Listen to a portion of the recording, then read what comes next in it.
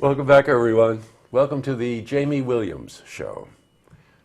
And thank you for having me back. You're the host. Well, I wondered when I'm going to get a business card so that I can come and start my own show, so I can pass them out and invite people to come in.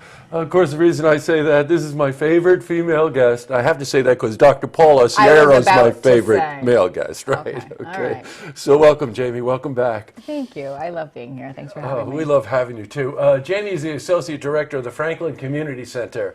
And we've just sort of just taken it under our wing here at Look Media just to constantly find out what's going on at Franklin, because you have some projects that you work on over there that we just really want to support, and I'm just crazy about myself. So at any rate, and I'm going to start with that. Give me an update on Project Lift. Project Lift. Oh, see, you started at the top. That's my absolute favorite program. I like all the programs of Franklin Community Center, don't get me wrong. However, Project Lift is absolutely my favorite.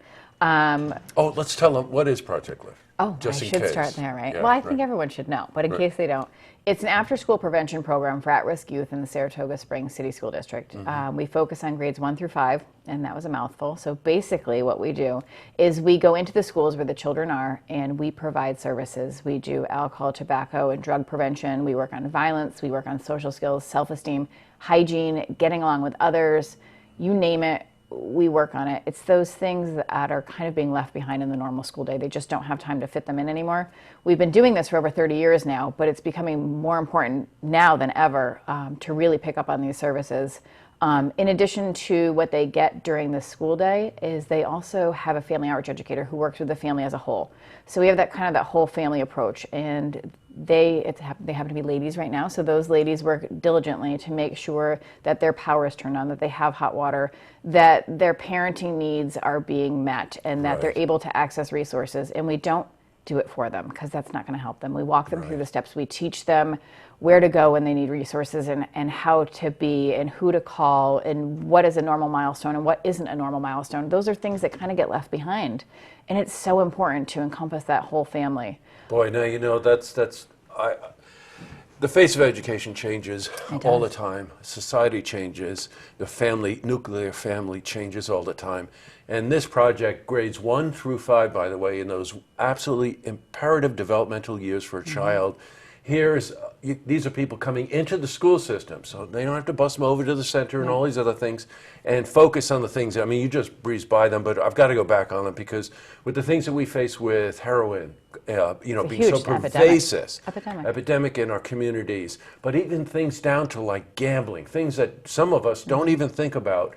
Top of my head, here's an organization that goes right into the schools and encourages that, and then also the other piece of the puzzle is working with the families so that it just doesn't stop there in the after-school program. Well, in these families, a lot of times the families who are involved in our program they're great families. They do a great job, but they may need a little extra resources, or a school may not be the best place for them. They may not have the best relationship with this school. And so we've just kind of struck up a new partnership with the school, a stronger partnership, I shouldn't say new partnership.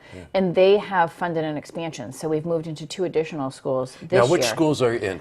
We've been in Greenfield and Geyser going forward. And then this year we picked up Dorothy Nolan and Caroline Street elementary schools. And that was in part for funding from the school district. So they're really reaching out and they're saying, we need these services in the school.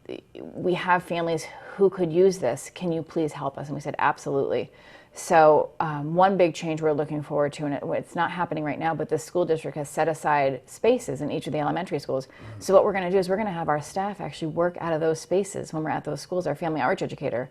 So if the parent needs them, if they need something, they can come right to the school. We'll have a staff member there at the school who can meet with them, who can talk them through it, who's independent of the school, but we're working to kind of foster that relationship between school and home, because it's so valuable. Oh, it sure is. Now, if I'm adding correctly, that leaves very few elementary schools left, right? There's 2 left, right. Okay. And there's Who good are news. they? There's 2 schools that we're currently not serving are Lake Avenue. Oh my God, that's where my daughter went. Yeah, well, stay tuned. Yeah. And Division Street School. So those are, and Division Street School is a school we started at originally in the 80s, but just with a shift in the economics, we've been shifted around. But the good news is there's a private foundation who is looking to further the expansion. And they wanted it to happen this year, but really couldn't do that. We couldn't expand from 2 schools to 6 schools with the staffing that we needed and do it to the level of service that we felt we needed to provide. So we decided to break it up. We're going to be serving a modified program, just a 1-day-a-week program at Lake Avenue starting in January. So really excited. And they're kind of just to break the ice, get back. And it was a school that we have been in the past, but to reacclimate ourselves to the school. And then if all goes well, October 2016, we will kick off October 1st, and we will be running in all 6 of the Saratoga Springs elementary schools. Wow, then that leads me to really remind all of us what we can do to help the Franklin Community Center.